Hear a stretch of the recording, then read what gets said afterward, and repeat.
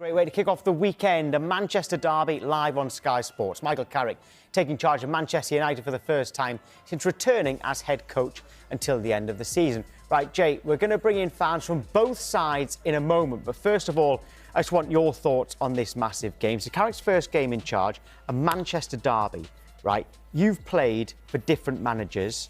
How much can they change things in just a few days? That's all he's had. Yeah, definitely. I mean, we've seen it with other managers before. Like Moyes went into Everton and it was a big shake-up. They went from bad form to being on top form. And I think that's what managers do, especially the top ones. I think Michael Carrick, he obviously knows what it takes to be a Man United player, what's expected. He knows the club. He's brought in Tom Holland, which is obviously a very good coach as well. Steve Holland. Sorry, Steve Holland, yeah, Tom Holland. Good actor. Spider-Man, yeah. I was watching that last night with my son, that's why. They need some superheroes. Steve Holland. And I think that he can get the best out of some of these young players.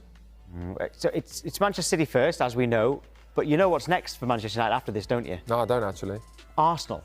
Oh, all right. That's is that a good way to start or a bad way? Do you want those tough tests, or do you want the pressure of being at home to the bottom two? I think when you play against the likes of Man City and Arsenal, there's no real expectation to win. So I would say they're at home against Manchester City. Yeah, but there's still no expectation to win like there was in the history of Man United Football Club.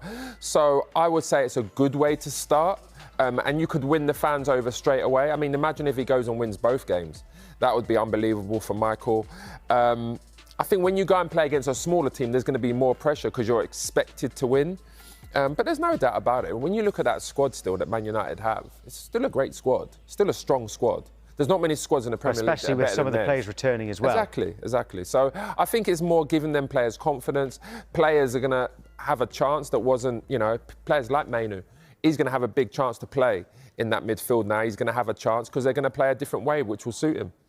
We have seen protests against the owners at Manchester United over the last couple of games. Was that one of the reasons it was so important for them to bring back someone like Mike? It always seemed they were going to bring back someone who'd been at the club already. Is that one of the reasons why they've gone to Carrick? Try to get the fans back on side for the ones who had gone against them? Yes, but also I think we're doing Michael Carrick a disservice. He is a good manager. He did have a good time at Middlesbrough.